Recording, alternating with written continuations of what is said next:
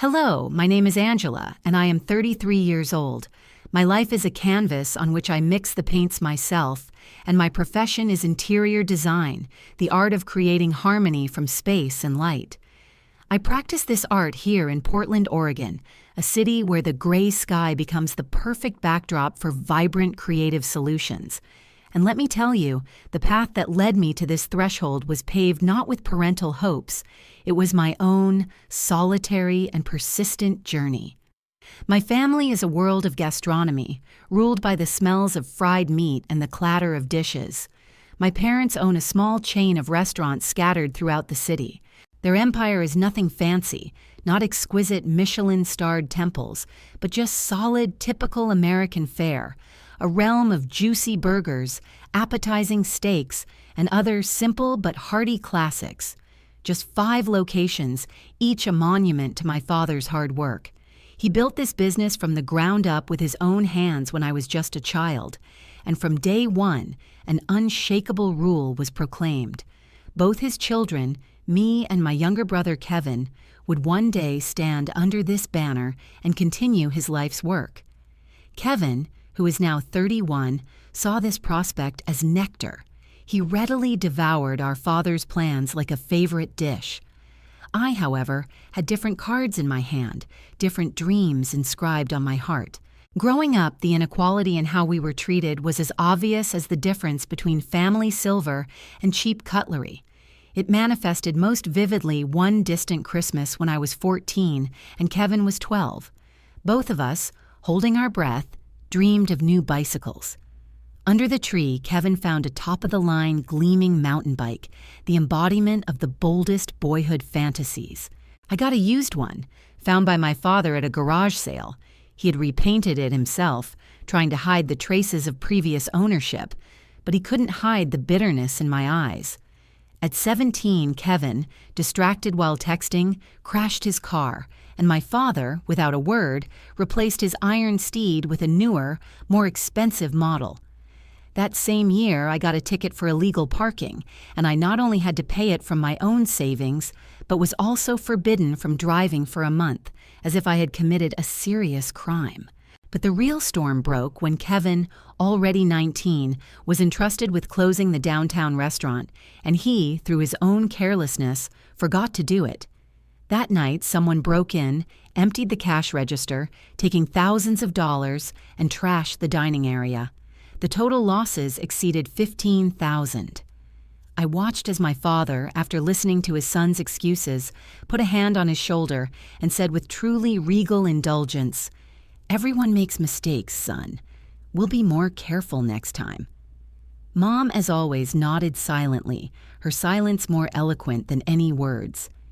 I sat at that same dinner table, clutching my knees under the tablecloth, thinking only that if I were in Kevin's place, my father's forgiveness would not be so all-encompassing. I would have been banished from this kingdom for a single mistake. When I turned 18, fate threw me a lifeline. I received the coveted acceptance letter for the interior design program at an art school in Seattle. With trembling hands, I showed my father that piece of paper, which was my ticket to another life.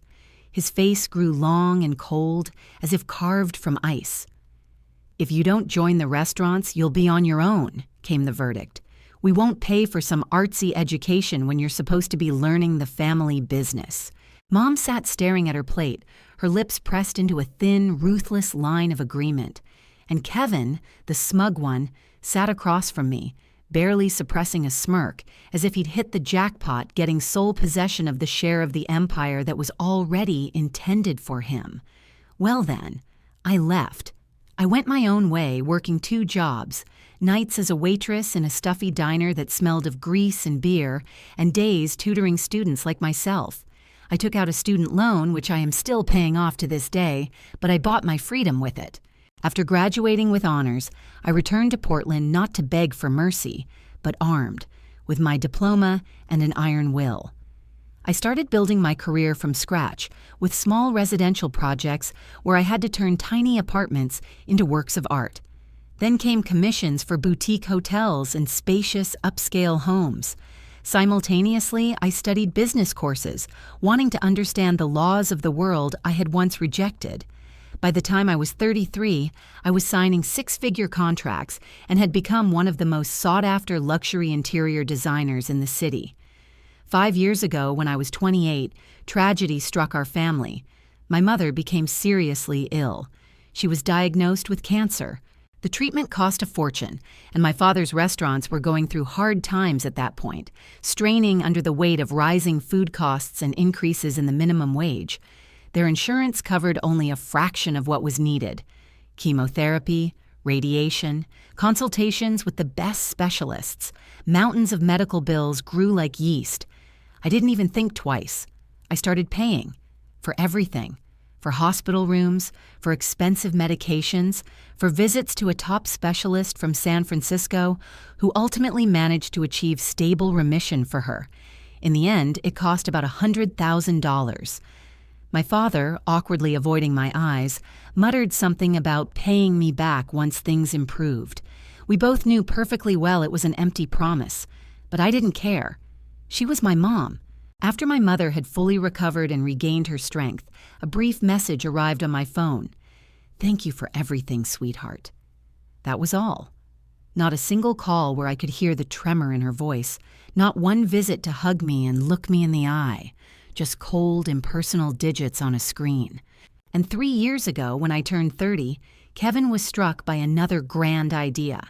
He wanted to start his own business, a food truck, which he pompously dubbed Kevin's Gourmet on Wheels, or something equally stupidly pretentious.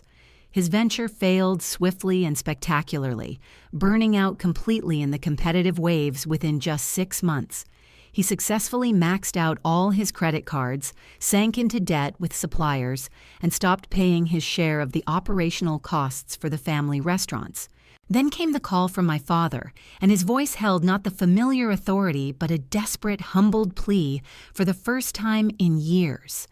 "Your brother needs help."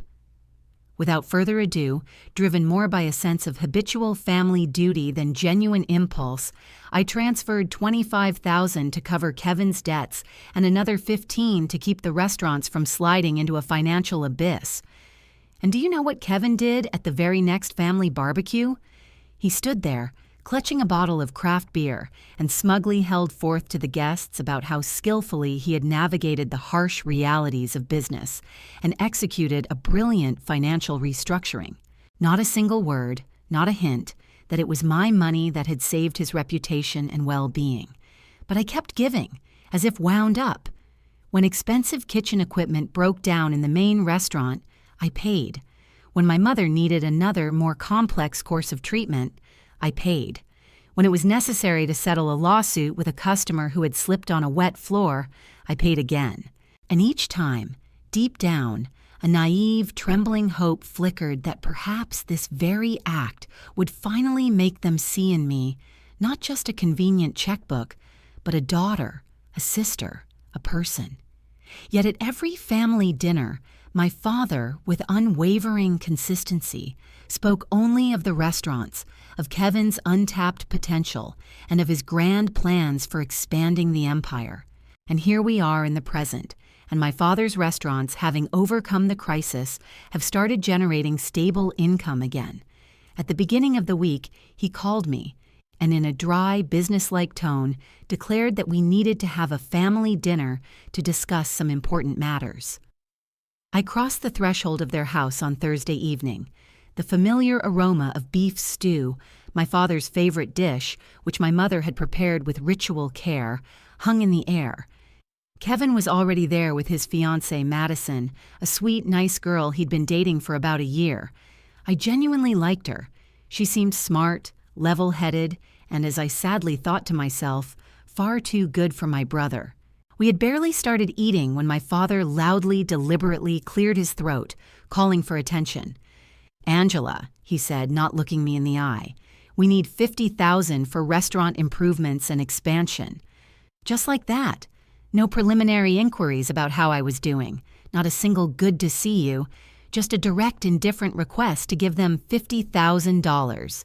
I slowly put down my fork, feeling long, simmering indignation boiling in my chest, and reached for my bag. "You know, Dad, actually, I've been working on something," I said, and my voice sounded especially clear in the ensuing silence. "It's a complete business optimization plan for the restaurants." I pulled out a hefty, neatly bound folder containing charts, diagrams, and detailed reports. "I've analyzed your entire operation, developed specific strategies for cost reduction, and prepared a comprehensive plan for an eco-friendly renovation that would not only modernize the establishments, but also attract a younger, more progressive clientele." I opened the folder, my heart pounding with anticipation that I could finally offer them something more than just money. "Let me start with a detailed cost analysis. If we compare your current expenses with the projected ones, it becomes absolutely clear." "What's clear is that no one needs to look at our expenses," Kevin interrupted me sharply with unconcealed scorn. He snorted, trying to laugh, but the sound came out strained and fake. "Oh, come on, Angela. You decorate houses for rich people. You know nothing about real restaurant management." I met his gaze and with icy calm replied, emphasizing every word, "Besides a degree in design, I have a master's in business administration." Dad waved his hand dismissively, as if swatting away a bothersome fly. His gesture was filled with such undisguised contempt that the air in the room seemed to thicken. "That's a waste of money," he proclaimed, and his voice held not a trace of doubt. "Kevin is working on opening a 6th location. That is our priority, our future." Mom remained silent, but her body screamed louder than any words. Her back was ramrod straight, her chin held high with arrogance. She stood beside her husband and son, forming a single unshakable front with them, as it had always been, all my life. I slowly, with a feeling of heavy finality, closed the folder with my project. "Then I can't help you," I said quietly but clearly. "I don't have an extra $50,000 right now."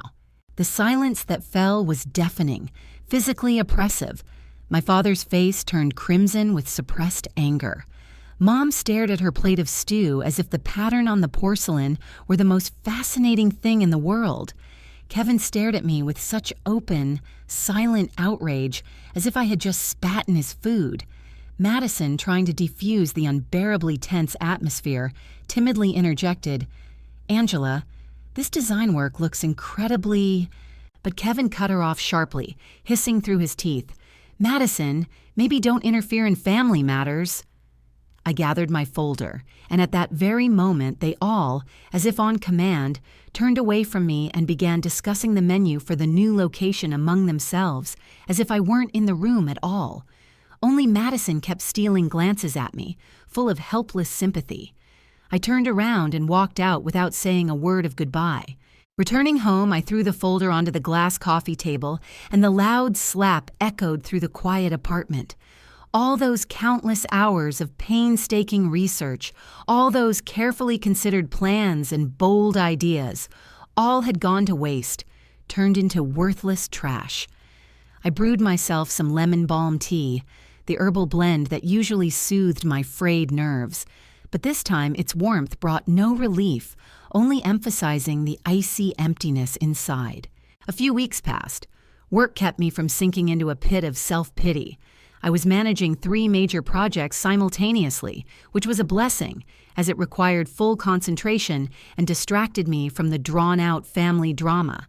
Once, while compiling a portfolio for a retrospective presentation requested by an important client, I remembered that I had left some of my old work, early naive sketches, and college materials in the attic of my parents' house.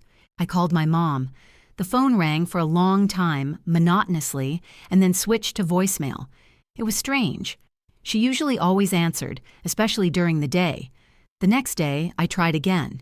The same story. On Wednesday after work, I decided to just drive over and pick up my things. It was around 6 in the evening when I pulled up to their house. Both family cars were in the driveway, so they were definitely home. I knocked on the front door. No answer. I knocked again, this time louder and more insistent. Silence again. Finally, I used my spare key and went inside. I was about to call out when I suddenly heard my own name coming from the living room. They were speaking loudly, almost arguing.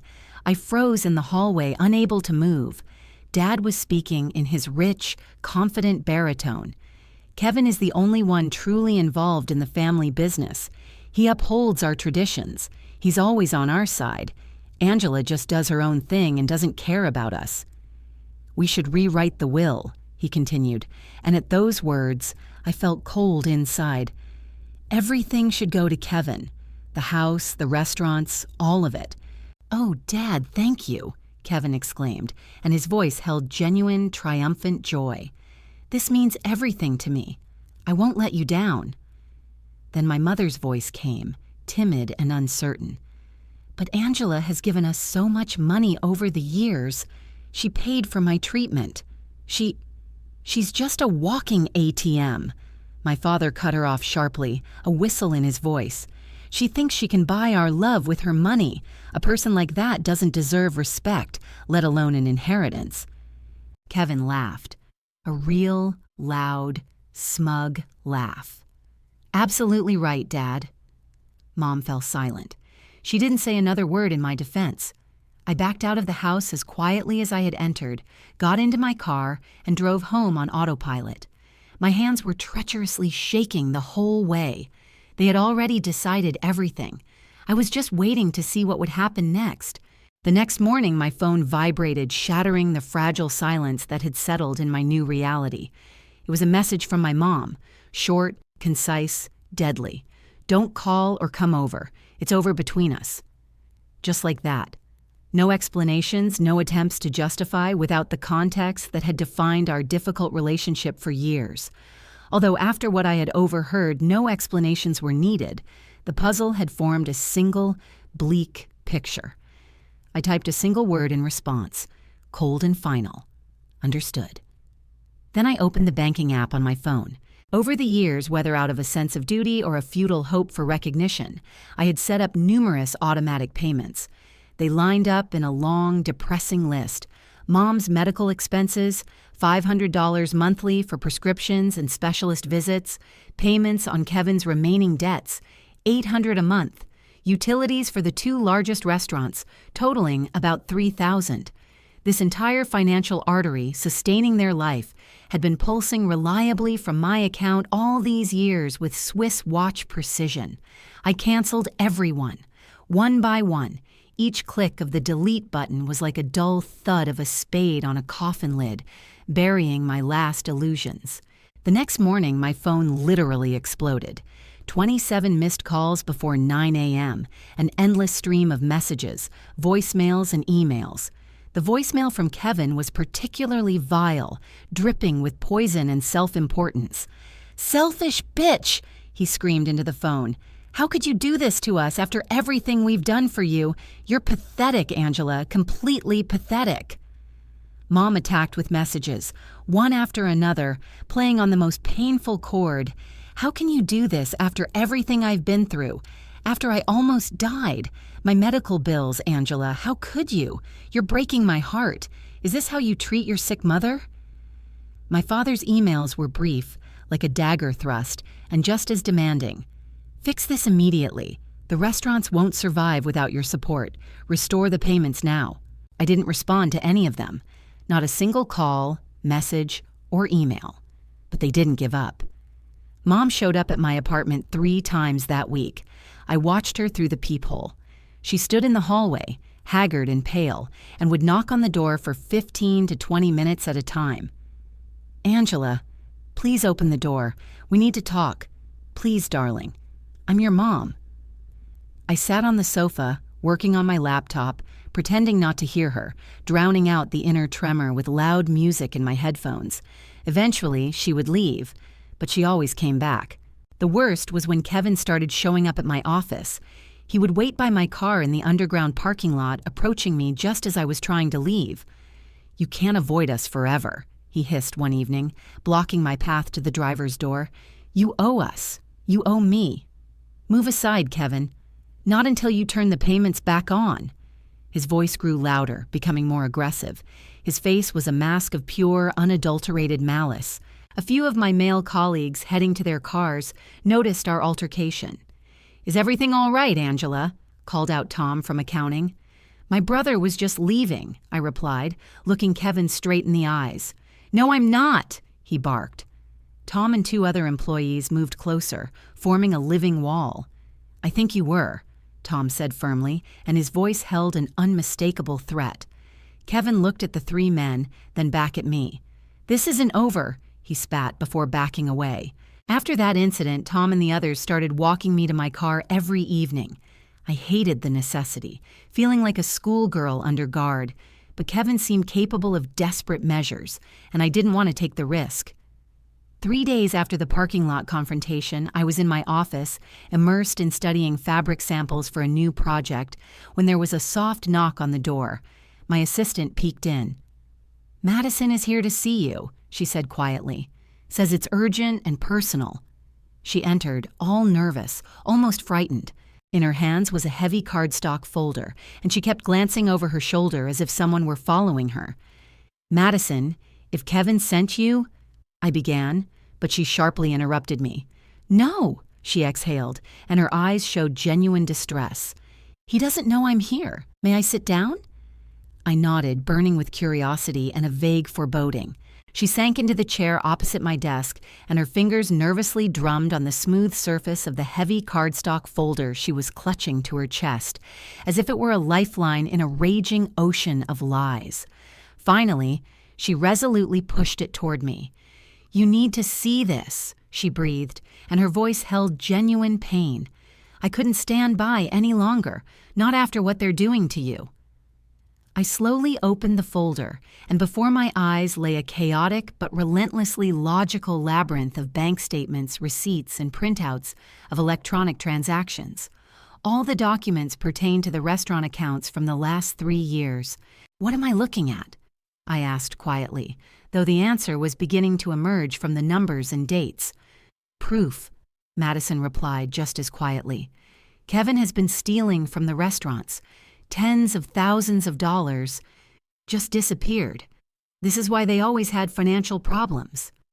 I flipped through the papers, and my eyes widened involuntarily at what I saw. There were transfers to offshore accounts with cryptic numbers, registered in the Cayman Islands, a receipt for a $12,000 Rolex watch, invoices for luxurious trips to Vegas, first-class tickets to Miami, a contract for renting an expensive yacht at the local marina, and all these expenses, like the tentacles of an octopus, led back to a single source, the family business accounts. "How did you get this?" I asked, unable to tear my eyes away from the damning evidence. "I've been helping with the bookkeeping for the last 6 months," Madison explained. "Kevin thought it would be good practice for when we got married, and I officially joined the family business. But the deeper I dug, the more dirt I found. He's been systematically siphoning money out for years." "Why are you showing this to me?" I finally looked up at her. Madison's eyes filled with tears, but they burned with determination. "Because what they're doing to you is wrong. And because I can't marry a man who steals from his own family while blaming his sister for not giving him enough. I'm leaving him, but I thought you deserved to know the truth first." "Thank you," I said, and my voice held sincere, profound gratitude. "This explains a lot." After Madison left, I sank into my chair, feeling the ground give way beneath me. I took a calculator and started adding it all up. Everything I had given them over the long years. Mom's medical bills, Kevin's debts, restaurant operating expenses, new equipment, lawsuits, utilities. The final figure, cold and merciless, made me feel sick. $183,000. And all this time, Kevin had been stealing. A week later, my phone beeped with a call from an unknown number. Against my better judgment, I answered. "Angela?" came a voice I barely recognized. It sounded aged, cracked, and incredibly tired. "It's Mom. Please don't hang up." "What do you want?" I asked, and my own voice sounded cold and detached. I needed to apologize. A real apology. I'm not here to ask for anything, just to say I'm sorry. There was such sincere pain in her words that I couldn't bring myself to hang up. I remained silent, letting her continue. "We failed you terribly," she said, and her voice trembled. "We took you for granted. We used you. We chose Kevin over you time and again, and now we see where that has led." She paused to catch her breath. "And now he doesn't even want to talk to us. Says we ruined his life because we couldn't afford expensive lawyers for him." Of course, I thought. Classic Kevin. "I keep remembering your father's words when he called you. An ATM." Her voice broke into a whisper. "I should have stood up for you then. I should have defended you, but I was a coward. Forgive me, Angela. I'm so terribly sorry." "Do you regret losing everything, or do you regret hurting me?" I asked directly, without beating around the bush. There was a long, heavy pause. "Both," she finally admitted honestly. "I know you probably don't want to hear that, but it's the truth. Losing everything finally made me understand how deeply we hurt you, how we valued your money more than you as a person. At least you're honest," I noted. "You were always stronger than him in that. Can we—" She hesitated. "Can we just have coffee sometime? Just talk. I'm not asking for money or help, just a chance. Maybe to start over." "No," I said firmly and without hesitation. "You texted me that it was over between us. You meant it then, and I mean it now." "I understand," she whispered, and I heard her holding back tears. "I just want you to know that I am truly proud of you, not of the money you gave us, but of who you've become, despite us. You are a successful, independent, strong woman. Everything we should have supported in you, not rejected. Goodbye, Mom." "Goodbye, Angela. Be happy." I hung up and deleted the number without regret, feeling not triumph, but the complete and final closure of that painful chapter of my life. A month later, through Aunt Patricia, the final news about Kevin's fate reached me. He had pleaded guilty to embezzlement, and the court had sentenced him to 18 months in custody, followed by restitution, though, of course, he had no money left to pay it, making the ruling a bitter, meaningless formality. My parents were living out their days in a cramped one-bedroom apartment, eking out an existence between their humiliating retail jobs, meager Social Security, and a paltry minimum wage. The entire empire they had built so laboriously over decades had turned to dust and ashes. The son they had so blindly and fanatically idolized had ultimately turned his back on them in their hardest time, and the daughter they had so disdainfully pushed away had not only survived without them, she had flourished, demonstrating her strength and success to the world. I poured all my emotional energy, all my freed-up strength, into my work, and my modest studio gradually transformed into one of the leading design firms in the entire Pacific Northwest, with 18 talented employees under my direction, and our offices in Portland and Seattle could barely keep up with the flow of prestigious orders. Last month, I finally bought my own house, a charming, spacious craftsman in the Laurelhurst neighborhood, with authentic hardwood floors in the bedrooms that held warmth and history, and a wonderful garden that faintly reminded me of the one my mother had once tended with love, before her world narrowed to the size of a restaurant kitchen and Kevin's whims. Sometimes, driving through the city, I inadvertently glance at the buildings that once housed our family restaurants and see how relentless time has erased all traces of our former presence. Now they host completely different lives. Here a cannabis dispensary is set up, there a yoga studio, and in the neighboring building a thriving Vietnamese place that's said to be wildly popular. Only here and there on the back walls can you make out the faint traces of old signs, like ghosts preserving the memory of our legacy. Do I have any regrets about severing those ties for good? No, not the slightest. They showed me with merciless clarity my true role in their lives. I was not a beloved daughter to them, but merely a resource to be ruthlessly exploited until it ran dry. The moment I ceased to be useful, I instantly ceased to exist for them, and only when they had lost absolutely everything did I suddenly regain value in their eyes. But by then, the emotional wound had scarred over, and it was irreparably too late for any reconciliation. Last Christmas, I received a card from Madison. She announced she was engaged to a new man, an accountant by profession, and felt truly happy. She thanked me again for the kindness I had shown her that day. She brought me the exposing documents, saying that my calm dignity had given her the courage to break off the toxic relationship and start life with a clean slate. Essentially, I had done the same, started over, building a life where my worth is no longer measured by the volume of what I can give to people unwilling to value me. A world where my successes are met with sincere congratulations, not dismissive silence, where I have finally become more than just a walking ATM. My family ultimately got exactly what they so stubbornly desired: Kevin, and only Kevin, without my interference or my money. And it turned out that this desired reality was, in fact, worth absolutely nothing. The golden child had turned into tarnished, worthless metal. The once thriving family business had become merely a cautionary tale for local entrepreneurs, and I, the rejected and undervalued daughter, had become everything they had so stubbornly tried to dissuade me from being, proving that true strength lies not in the approval of others, but in believing in oneself.